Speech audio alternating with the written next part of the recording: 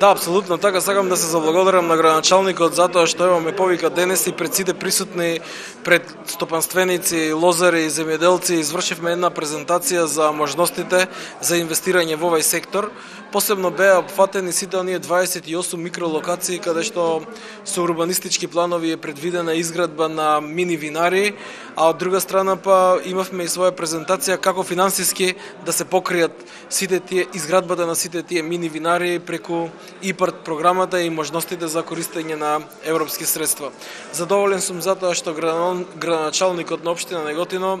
водејќи се од традицијата и понатаму продолжува да го негува овој сектор на лозарство и изградба на винари, но од друга страна преку урбанизација на одредени простори ствара можност за лесна негазадувачка индустрија. Така да веќе има изработени урбанистички планови каде што се планира да се продадат одредени локации за изградба на откупно-дистрибутивни центри каде што треба на македонскиот земјоделски производ да му се даде дополнителна вредност, да се калибрира, да се правилно складира и оттаму да се продаде по висока цена, со што македонскиот производ би добил на дополнителна цена. Во интерес на заштита на правата на лозарите, ние и го донесовме законот за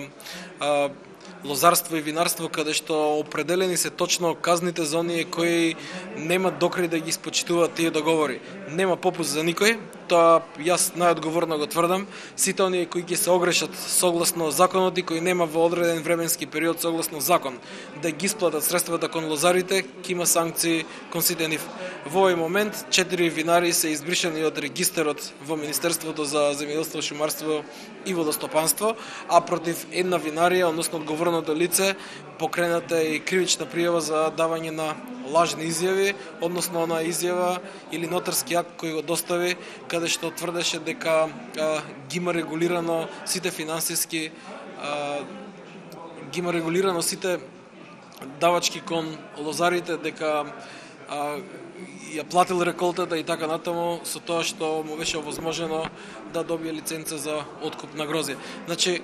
уште не сакам да повторам дека нема попуст кон никој, ние до крај ќе ги заштитиме правата на лозарите, но од друга страна и сакаме да воспоставиме една правилна и правична форма на заеднички интерес и заедничка игра помеѓу лозарите и винариите. Да, целта, значи, денес на ова дебатна трибина беше токму тоа да го развиеме не само винарството, туку и руралниот туризам. Впрочем, голем допринос во оваа дебата даде и заменик министерот Зоран Коњановски. Остави еден белег со тоа што презентацијата во неговиот дел на сите локации и во делот на индустријската развојна зона Црвени брегови, мислам дека остави голем впечаток и кај самите посетители на оваа трибина, значи пројавија голем интерес и од нивна страна добивме добронамерни сугестии кои ќе бидат тема на размислување од наша страна во соработка со Министерството за земјоделие, транспорт и врски и Агенција за патишта, значи да го поедноставиме проектот, односно да може да бидат подостапни сите идни винари кои ќе бидат изградени на постоечките локации и сите нови локации кои ќе бидат предложени од потенцијалните инвеститори да имаат полесен пристап сите туристи кои сакаат токму во Македонија да дојдат и да ја осетат оваа винска клима. Значи, ние по тој повод организираме овакви трибини и сметаме дека во наредниот период се повеќе ќе ги негуваме, затоа секогаш ќе бидат добродојдени и презентациите од ИПАРТ програмата, значи можности кои може да ги искористат